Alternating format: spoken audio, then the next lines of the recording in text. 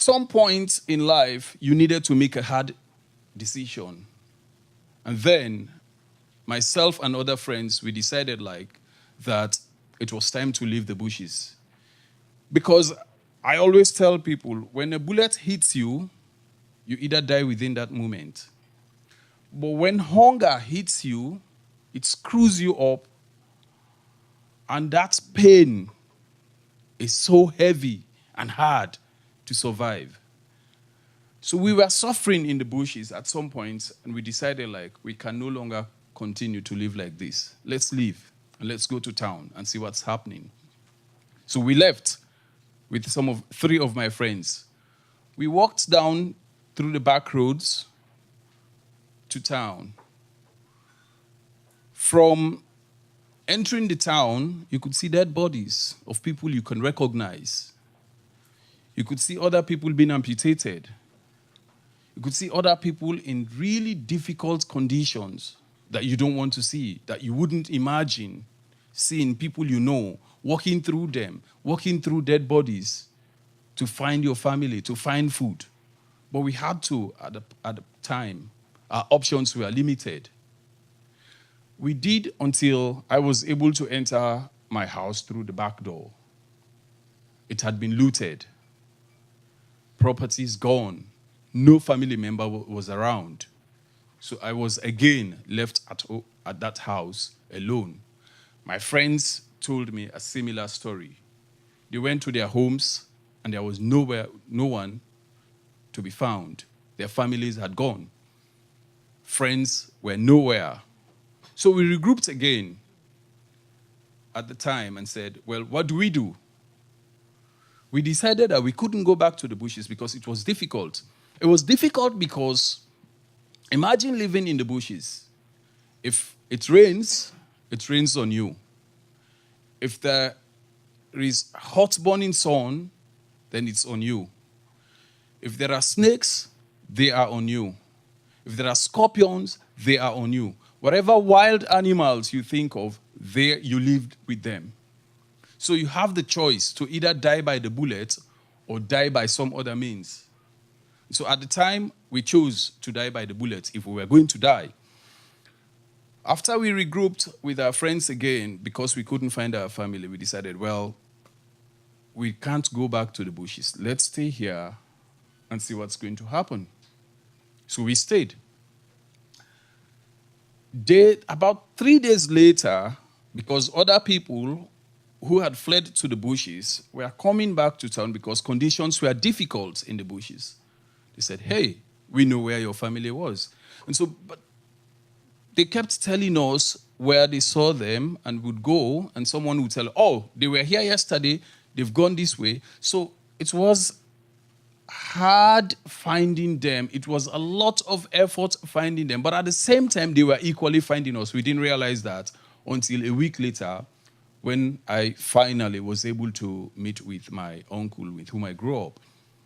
He cried when he saw me. And so there was the other family members. Everybody was, what have you been up to? What happened to you? Is this you? And I said, yes. So I started telling them what I saw when I was in town, whilst they were away.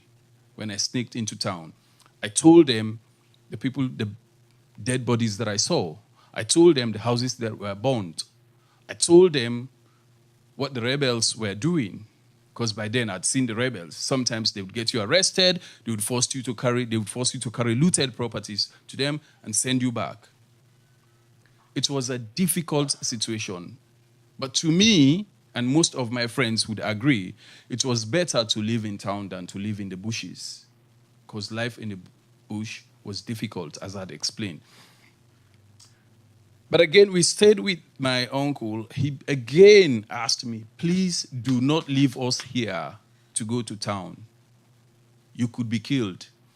I tried, and most of my other friends did as well. But it wasn't easy. I was curious to know what was happening in town.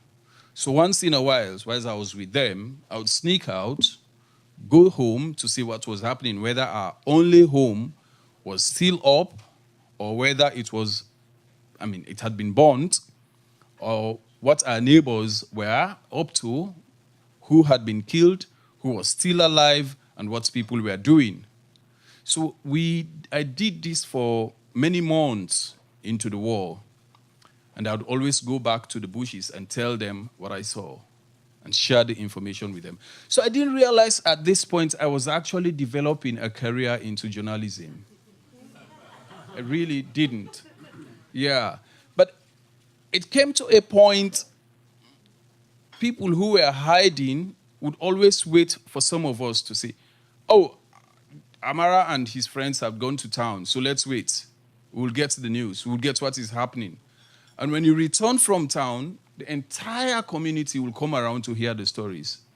And then I realized, oh, okay, I am risking it, but it's important because people want to know what's happening. So we did that until a peace deal was signed, which brought peace to the country. But again, it was a fragile peace because there were still pockets of attacks and many people were being killed at the time. When the peace deal was signed, some of us and some of our community members decided that it's time for us to take responsibility for what happened in our town or in our country. And so we wanted to fast track the peace process and the reconciliation process and the disarmament process or what have you. So we set up a community radio at in my village. And people who saw what happened, people who lived through what happened, people who could give first-hand information of what happened were needed. And everybody knew I was part of it. And they said, hey, we knew someone. Amara was part of it. He was going back and forth telling us what happened. So why don't we just get the guy and set him up at the radio station? So this was how I became a journalist. Yeah. Set up the radio station at a place called Mile 91. It was a buffer zone. Nobody would claim ownership of it because sometimes government forces would come and attack and they would seize control of it. But sometimes the rebel forces would come and take over. And there was also another force called the Civil Defense Group. They would come and take over. So it wasn't quite safe for most of us. But we did. We set up the radio station. We used it to preach peace in the first place. We succeeded. And then after the peace process, we used the fighters to talk to their colleagues, their fighters, other fighters in the bushes about what peace means, about the idea of living in town, about the idea of meeting with their families, what it is like to interact with people generally. We succeeded in doing that. So after the war, we used the same radio to discuss reconciliation programs and why we should, as Sierra Leoneans, to forgive and forget. Because after the war, our government asked us to forgive and forget. So we used the radio as well to preach peace. We brought the fighters and the victims and the perpetrators, put them together and ask for a similar platform to tell their stories, and each of them would ask for reconciliation, to forgive and forget. One of the stories that I loved from that was when I brought in a former fighter in the radio station to share his story and ask for forgiveness. I brought him with someone he had amputated in a small village. They were sitting in the studios, sharing their stories, and then this woman turned around and like, I think I know you. And she raised her limb, like, you amputated this limb. It was a hard moment because both of them cried in the studios, but at the end of it, both of them hugged each other. And then the fighter asked, forgive me. It wasn't my decision. They were on drugs. And he explained what it meant to be a fighter. And the victim, who was amputated, also explained what it meant to be a victim. They both agreed to forgive and forget. And after the war, I was based at the International Criminal Court in The Hague to also report on the proceedings of those who were indicted for the war in Sierra Leone.